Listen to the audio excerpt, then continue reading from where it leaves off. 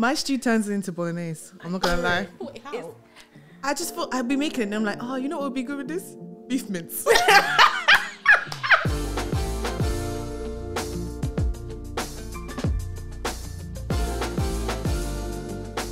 Hi guys, welcome to That Would Bang podcast, a podcast where film and TV reviews meet fan fiction. I'm your co-host Adesi. And I'm Patricia. We also have a very talented guest with us. Her name is Paula Melissa. You may know her as a presenter and host, and she has two podcasts, the SheHH podcast and HCN podcast, which are amazing. So thank you for joining us. Thank you for having me. Woo!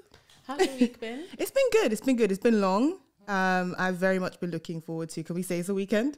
Yeah. It's a weekend. Yeah, I've very much been looking forward to this weekend. Even though it's a shorter week this week. I have a theory that the 4-day weeks aren't actually shorter. They feel just as long. They feel just as long. But that might just be because we're not used to them. Maybe. Government. I just feel like if we do get used to them, we'll learn to be more productive in those 4 days. And then you're actually well rested because you have a 3-day weekend. I know. Because by the time you get to Saturday night, you're already like, raw, it's like Monday tomorrow, basically.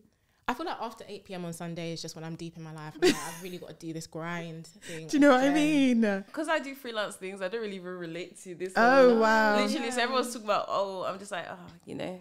But then what does your, like, a typical week look like for you? What's a typical week? Look, I wake up in the mornings and then I kind of structure it. But so I go to the gym and, I try to. I'm trying Gym babe. Guys, look. Show them the muscles. Oi!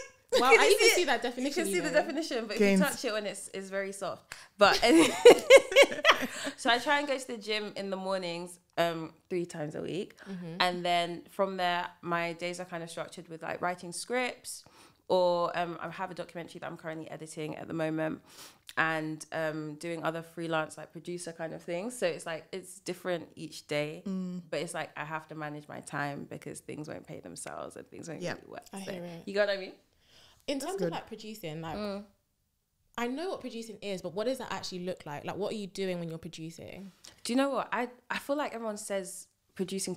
It's like, it's very hard to explain. I describe producing as being the firstborn child, if that makes sense. Okay. So like when you're the firstborn sibling and like you guys have a day out, everything falls on your head to make sure everything happens, right? Yeah, that's true. That's what a producer does. Okay. So if you have a shoot, the producer is the person that finds the camera guy, the sound, the this, the that. They also are the one who helps like with the creative process of like making sure the story actually makes sense. But it's like, if we want to get something made, I'll be the one to think about how do we make it and how do we get all these people together? Okay, that makes sense because I work with a lot of producers on my day to day, but it's kind of like I don't really know what they're doing behind the scenes other than what they're like delivering to me.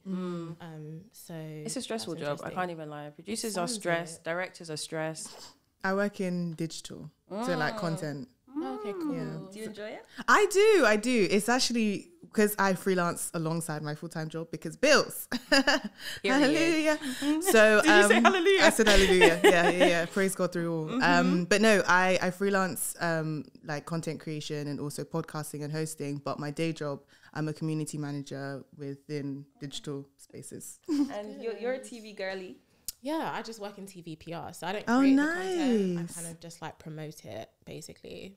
But I promote like docs and nature programs and stuff Oh, like that. nice. So. I love the creative space, the creative energy in this room. It's amazing. Shout Love out that. to us. How's your week been, Patricia? Do you know what? It's been fairly standard. I had a good bank holiday weekend because this time I decided to be outside. So Nice. I went to DLT for the first time. Oh, Which was nice. fun. I was looking cute. I was looking buff, Wait, I was looking buff. Let's adjust. I thought you'd been a day party attendee for a long time. I have, but I've never been to DLT before, so that was my first time going. I always thought that was the capital of the day It's parties. very true. Everyone and their mums was there, basically. And yeah, I had a little cheeky brunch. I feel like we're getting into brunch season. It's my favourite kind of summer activity I'm sometimes. aware. I'm very aware. It's just good vibes. But yeah, other than that, it's been a very sort of boring week. You said you were looking peng. What were you wearing? What's the aesthetic? What's the vibe? I was wearing like a cute corset top, a white one with like a cargo skirt. Okay, It was like khaki nice. with some really crisp white trainers, and I had some hoops in, slick back bun. I just felt very put together. You know, We love it. Felt I was clean. like, I felt clean girl aesthetic. Oi, Clean girl aesthetic. I love it. I love it. My week was good. details. I mean, yeah, I feel like beyond working, I actually don't remember what I did. I guess so. Okay, so I did do cool stuff. Oh, let's great. take that back. I did do cool stuff. I recorded an episode of the CHH podcast virtually. So in that podcast, we interview women in gospel and Christian music, and a lot of them are international. So obviously, don't have the budget to fly myself out. So did those virtually, and then prepped for some of the in-person interviews that are happening with the London-based artists. So that was good.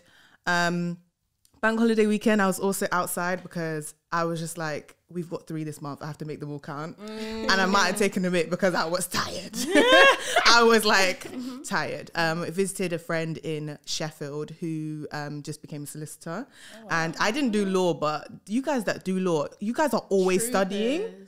Like, I thought I was like, don't you have a degree? She was like, yeah, but you have to do law school. You have to do training contract. You have to do I said, it's too much. Okay. Too much. So we celebrated that. And so, yeah, it was a really good weekend just seeing like uni friends and family in Sheffield. Aww. I'm going to Sheffield in June. Oh, Not for nice. anything fun. Going for work. Oh, really? Yeah. Is it for DocFest? Yeah. I knew it was. exactly what Yeah. it is. I love DocFest.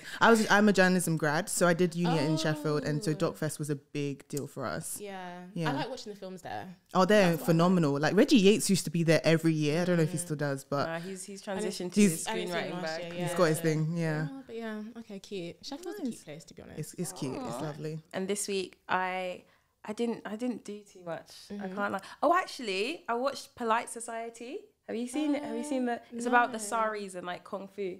No. The saris, as Like in like the sari, sari you wear. Saris, Okay. yeah. It's about a Pakistani family with 2 sisters, and one of them is going to get married into people like that are kind of dodgy, and then the younger sister, her dream is to become a stuntman. So it just has a lot of kung fu in it, and it's just really funny. So yeah, I watched that, and then I went to my friend's games night, and we had like her little brother. Oh, he's not little, he's like 22, but. Yeah, no, you can't say little. I do the same. I do that with my It's siblings. just younger brother. It just now. makes me feel like, you know, we're old. Like, Yeah. yeah.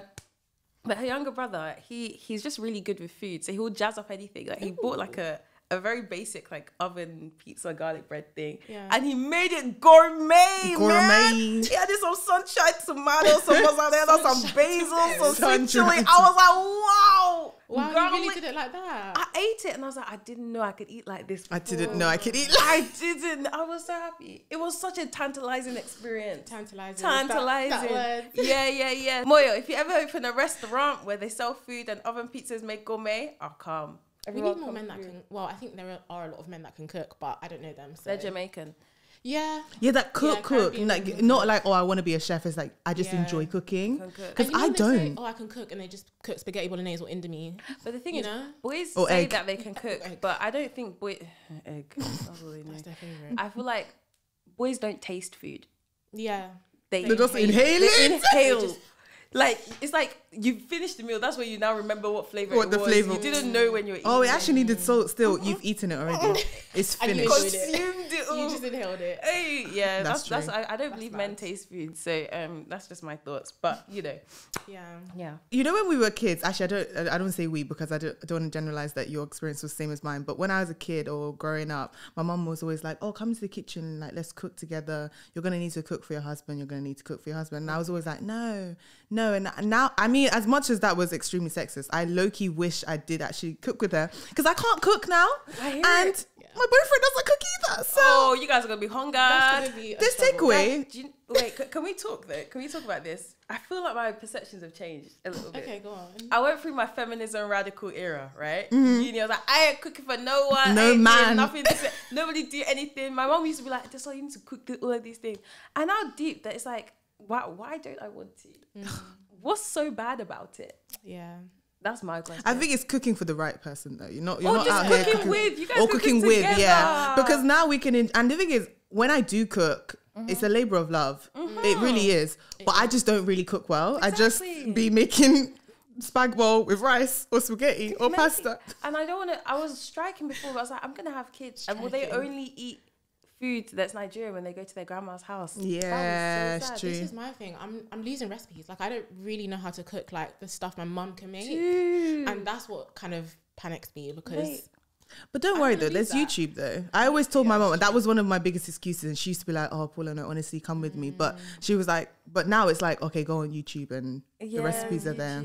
We are going to move into talking about the TV show for this week, and it is You People, which you can catch on Netflix. It's basically about this interracial couple who are set to get married, and they kind of weave their families into their dynamic, and a lot of chaos and a lot of cultural differences just ensue, and it's just a bit of a roller coaster ride. So I'm going to throw to the floor. What were your thoughts on You People? Do you know what? I agreed to this show, to this film, having not watched it. And then after I watched it, or after the first 10 minutes, I messaged Patricia saying, why did we say we should Did I not say that though? You told me. Did I not? Did I? You told me. I just want to say, let the record show. Paula did say, are we sure? Paula said it. And I was just like, it can't be that bad. But then I should have known because Kenya Barris wrote it. Yes. And he does the same thing over and over and over again. Yeah, when will he learn? When will they learn? But let me not talk too much. Paula, let's see your thoughts. Okay, so when Adesi was like, oh, we're thinking about talking about You People, I tried to run. I basically was like, maybe no, thank you.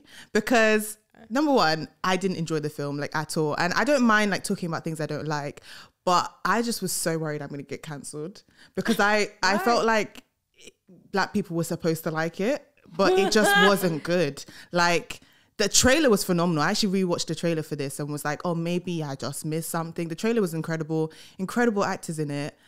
And then it just wasn't good. All that money put to waste. Like, could I just, I might mention this later, but Nia Long, why did she only speak 3 times in the film? I was really surprised by how little she was in that film. I was like, maybe they only paid her per word. So it was like, she could only really. She could get away with a cheeky little. Like, she was just like, ha, ha, yeah, I'm the mum. It was like. It was really random. It didn't make any sense. They brought Eddie Murphy out of hiding for that. That's actually a shame. That was such a waste. That's a shame. And I usually I don't mind Jonah Hill. I usually like him. But it was, I didn't really get it. Like, there wasn't really chemistry between the 2 main characters. He just looked a bit lost in the film. Old and greasy. And he co-wrote it. He was like, what'd you say? No, because you were like, he looked old and greasy. He did look old and greasy. And he can look really like handsome. And he just didn't for that film. He looked very handsome in that film. Is this your spec? No, no. Patricia, what is coming out? I think he just looks, because I feel like I've seen him in the media where he's spoken about being very like sort of insecure about how he looks and stuff, and kind of his weight has fluctuated a lot. No, it's not his weight. It's not his weight. His hair looked greasy. The hair and this, like, he just looked. He looked like he's in Benidorm. I thought he looked a lot more comfortable in himself. I thought he looked a lot. I think he looked fine. I liked his fits. Yeah, his trainers were nice. He didn't look good. Trainers are good. I think he looks really good with short hair, personally. Yeah. I don't know what the tan was saying. Like, there's just a lot going on. And I just think that he didn't look the 33 he claimed to be. His parents and him look the same age. No. And it just looked too much. Like, even what's her name? Lauren London. Her parents, they don't look, Nia's not looking too much older than you, sis. Like, it's all just looking very weird. And your parents had too much power for people in their 30s. I don't know, it just felt a bit. And then also, like, she's mixed race and her parents were 2 dark-skinned people. And then they tried to say, that drop of white. You're, but it would make her, what 12.5% white. It was a bit of a cop out. I was just really upset. Like, even, I think like I said, the trailer was really good. So I think I was waiting for those jokes.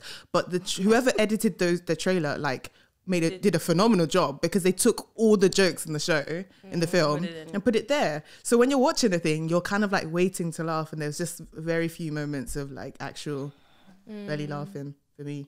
But Patricia, you sound like you have a different opinion. It's not greatly different. I had like the opposite kind of experience, where when I saw the trailer land on social media, I was kind of like, I'm just not going to watch this film. I was like, I couldn't really understand what people were seeing in it, because a lot of people were like, oh my God, this is going to be so exciting, this, that, and the other. And I was just like, are you sure? Like, I don't think it's going to like live up to that. And then when I saw that Kenya Barris Moore was behind this, I was like, oh my gosh, I know that I'm going to hate this film. It's just Kenya Barris. Do you know what we keep doing? We keep mixing Kenya from Real Housewives of Atlanta. There's no more on that. No, it's Kenya Moore, and then there's Kenya Barris. And then I kept saying Kenya Moore or Kenya Barris Moore. And now I've started saying it. Oh, it's just Kenya Barris. Kenya Barris. So, do you know Real Housewives of Atlanta? No. Oh, there's a lady called I know the name though. Kenya Moore, and she just like, what's Gone with the Wind, fabulous. Like that's her vibe, and we keep mixing the two. What's the name of the director? Kenya Barris. It's just Kenya Barris. The guy from Blackish, right? Blackish, Grownish, mixed-ish. I think he needs a new bag. Maybe he thinks that's his formula. That maybe he's done other stuff, but this was the most successful, and that's why he's just run with it. If I talk in reality, it's actually just America. Like they love that. There's a fixation on race. Obviously, their history explains it, but they do have a sense of ownership over what it means to be black. But I do think America's kind of like a melting pot of like race and cultures. But I think they just have a very different attitude to race. So I think you get a lot of that type of content that's like, you know, I'm so mixed, and it's like a mixed identity because it's so. For me, it's weird. You know? It's like knowledgeable ignorance. I don't know. Yes, that's the best way to explain it. It's very much like Black Americans, right? They have this whole black identity, but they do it in such an American way where they make out like they're the only people that exist in the world. At all. And it's so and it's weird because when I was in LA and Texas, like you will just walk down the street and a black guy will say, "Yes, black queen, show them your power." Oh my gosh. What the heck? Yes, that happened to me in Atlanta. It happens all the time. That happened to me in Atlanta. There's like, you know, in England, our small talk is the weather. Their small talk is race. It's race. And it's politics. That's kind of scary. It's so weird. I mean, that's why we get shows like this, and that's why we watch it, because it's so different from our reality, I guess. Get stuff like and there's an audience that like it. Like I think for us is a culture shock because it's like we don't really.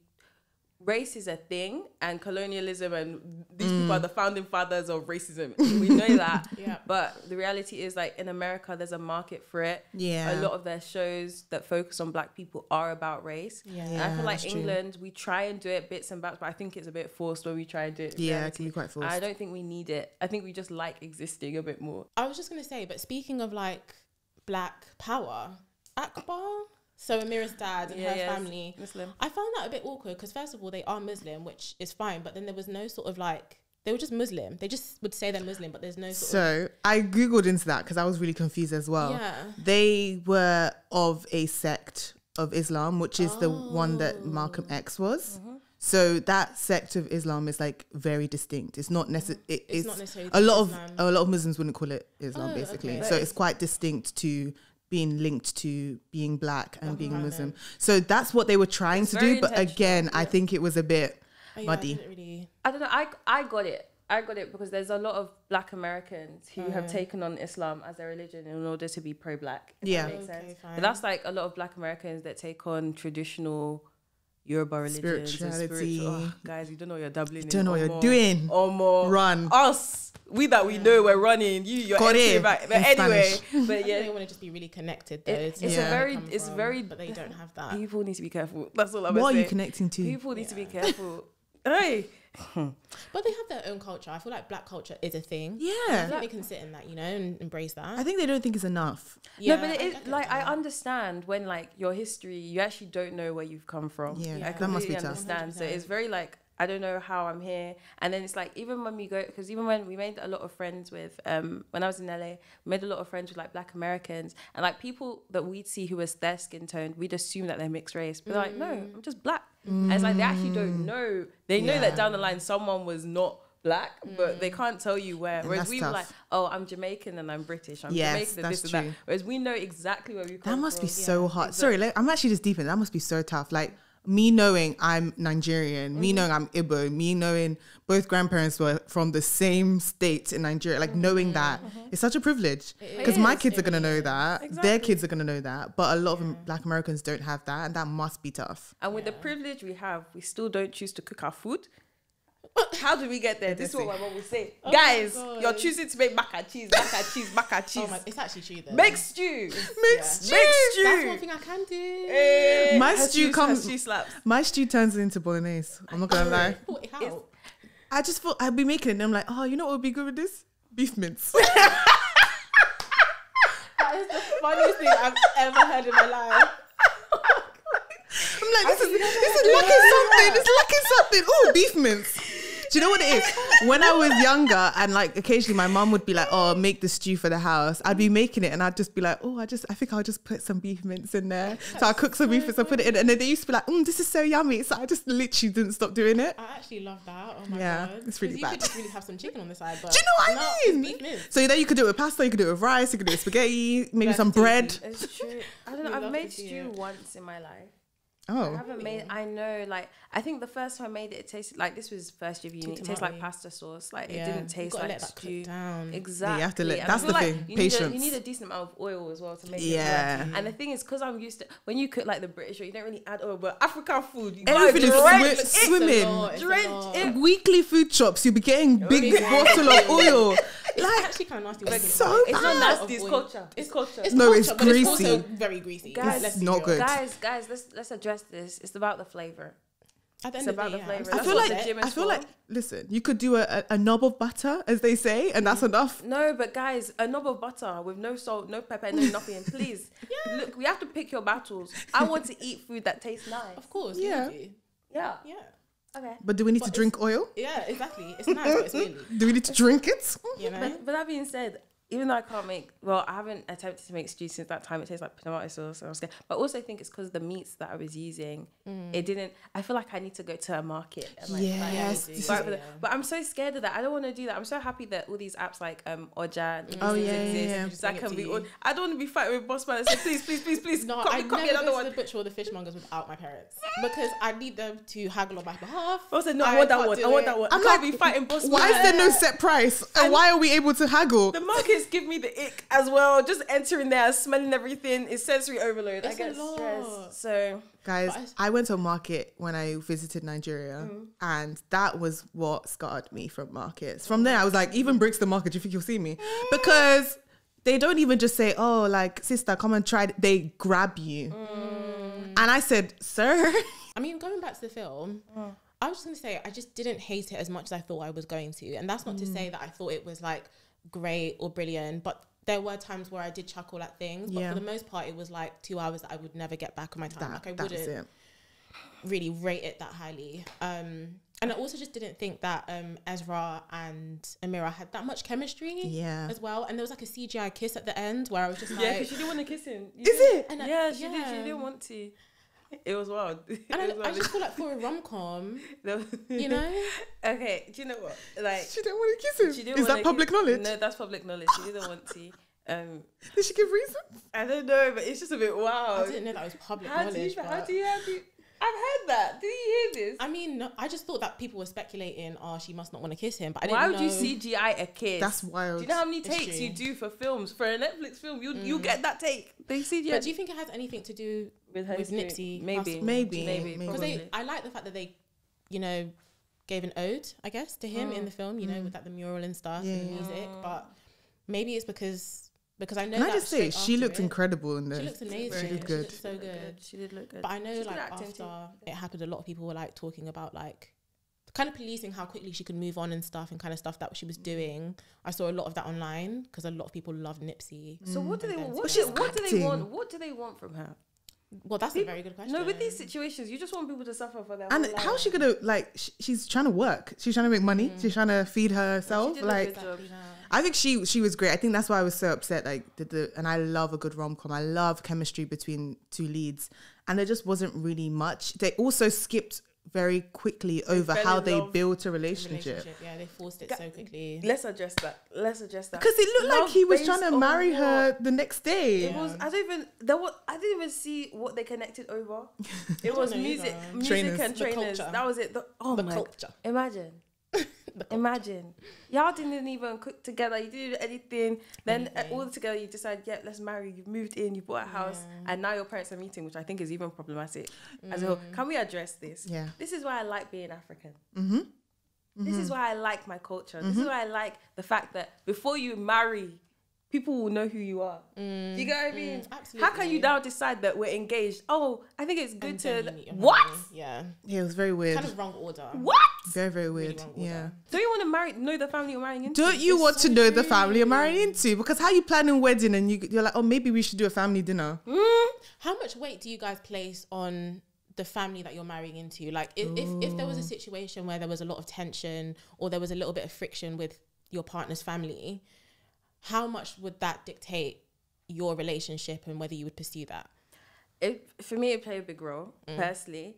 To be honest, combination of things. Christian-wise, I'll pray about it. If this is who God wants me to be with, I'll trust God's process in that. Prayer will work for that situation.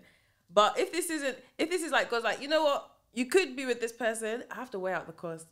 You don't leave, like, people always say I'm marrying the person, I'm not marrying the family. That's a lie. You're marrying everybody. Everyone. If the mom don't like you, you know, especially when you're African, when you have that baby, the mother-in-law or your mom is going to come and stay with you for a bit. True. That lady's going to be in the house that whole time. What about you? What do you think?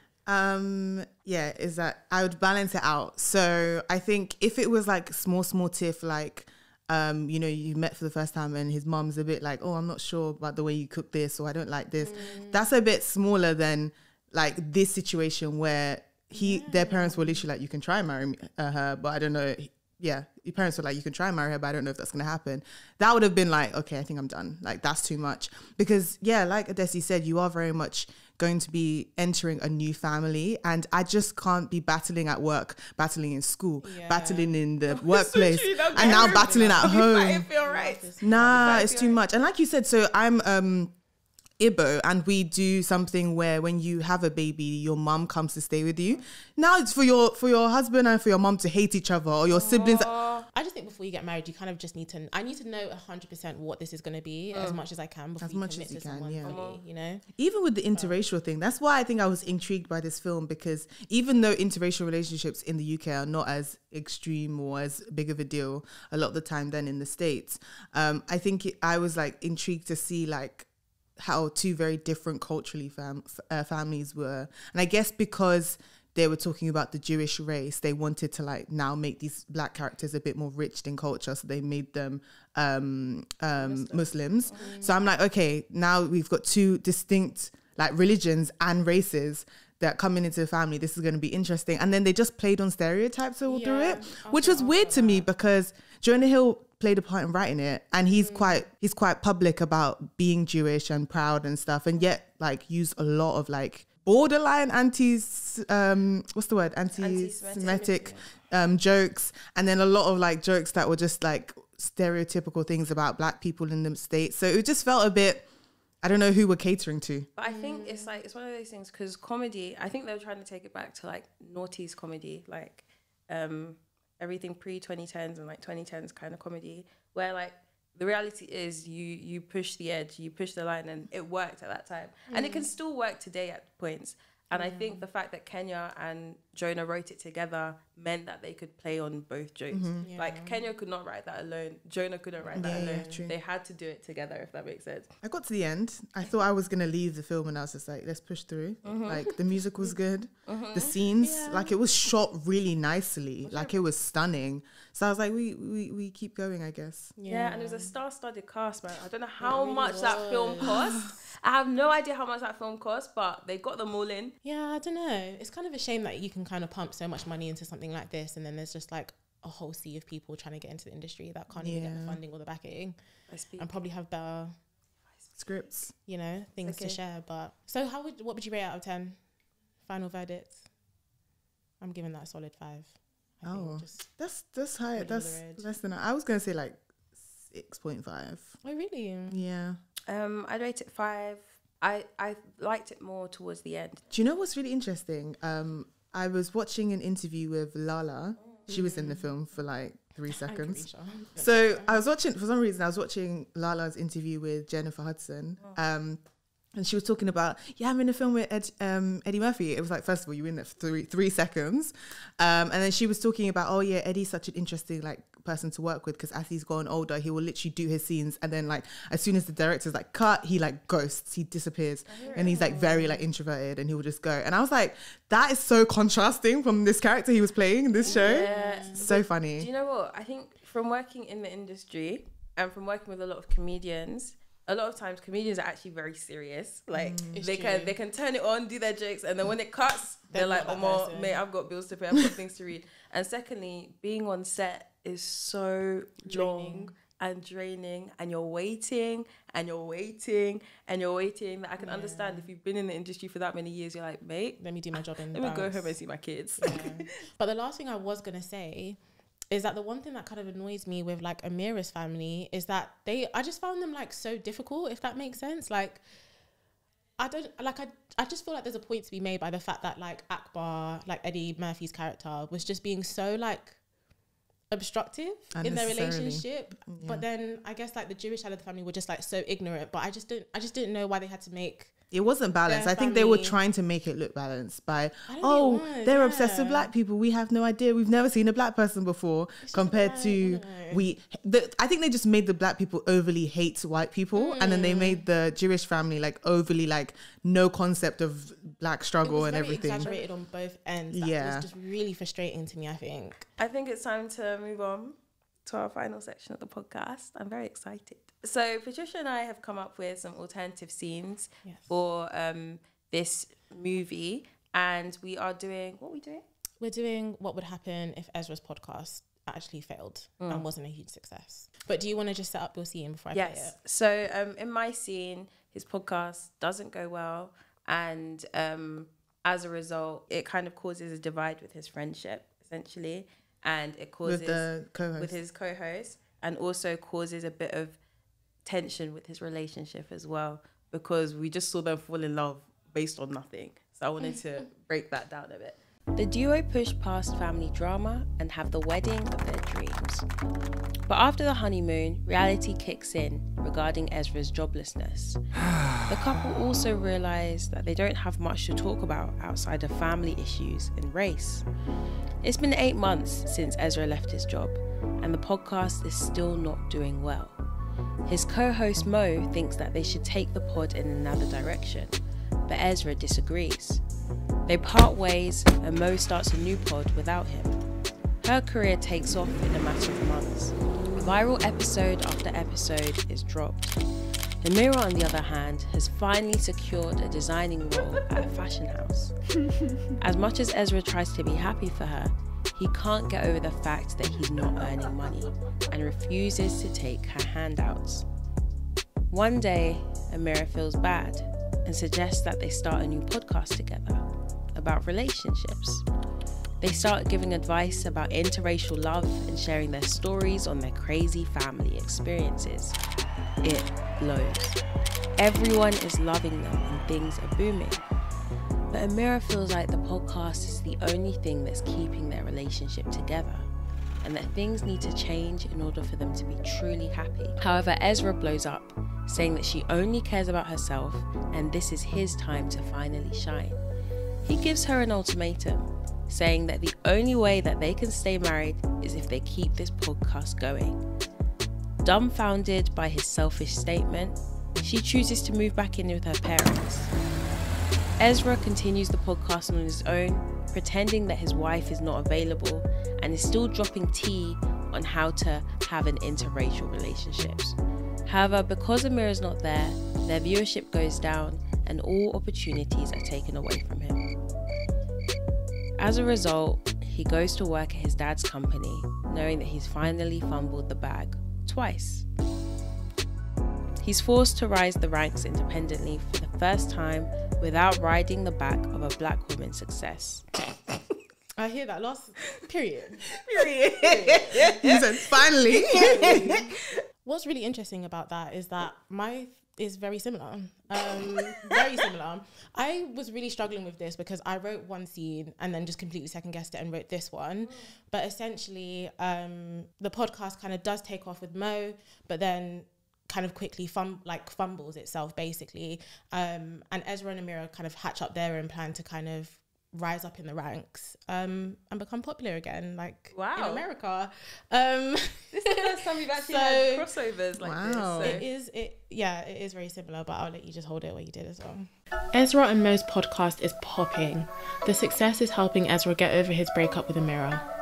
After months of riding a high, Mo gets approached to host her own TV show. She feels bad, but it's an opportunity that she can't pass up, and she quits the pod. Ezra's sad, but wishes Mo the best. He tries to get his friend to film Mo's plays, but the ratings drop after people lose interest.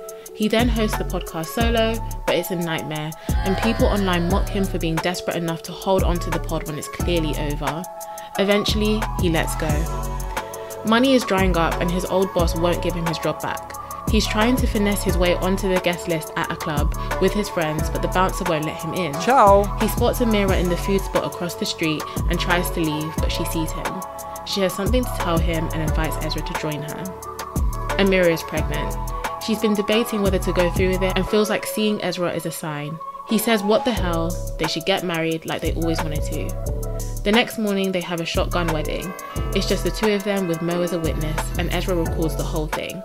In the spur of the moment, he uploads it as a vlog and the video takes off. He and Amira are thinking of how to break the pregnancy to their families. They were fuming at the secret wedding. Amira's brother records it low-key and shares it online. Their family's response is a mix of shade, banter, but overall love, and the video goes viral again.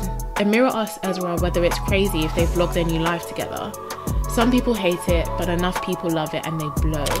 Magazine covers and morning talk shows are in the bag. Mo reaches out and says a producer is interested in creating a reality show about their lives. At first, Ezra and Amira are nervous because their parents aren't exactly kosher, but the baby has brought them together for the better. Suddenly, they're the hottest family in America, with lots of ups and downs. Wow. Patricia, Yeah. ciao. That was funny. So Paula, what are your initial thoughts? Like, what are your thoughts on everything so far? Those are both really good alternative endings. Thank like, I feel like if we had scrapped the rest of the film, that's the way to go. No, genuinely, they were really, really good, especially because I think they will give the characters an opportunity to actually have more personality and, just share more than they currently do in the film. I think the one that made me be like, wow, at first was yours, Patricia. I was a bit like, oh my gosh, like plot twist after plot twist. More plot twist than the actual film. Can we just say that? Thank you. 100%. More plot twist because, the ending we were given was not the ending that we deserved. Yours as well was really, really good.